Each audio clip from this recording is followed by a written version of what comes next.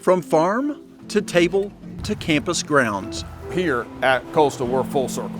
Coastal Carolina University sources food for its dining halls from as close as possible.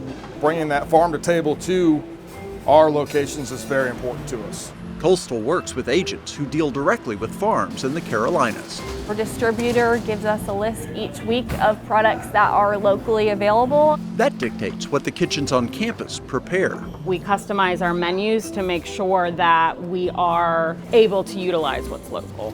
That results in food that is better, The taste profile you get is something that can't be replicated. tastier, and healthier. They're able to maintain the naturally occurring vitamins and minerals. CCU's effort doesn't end with farm to table. Food waste is collected, it's turned into compost, and used in the plant beds all around the university. Our grounds crew and greenhouse crews do a wonderful job of using this product to help nurture new plants here on campus and has a great environmental impact.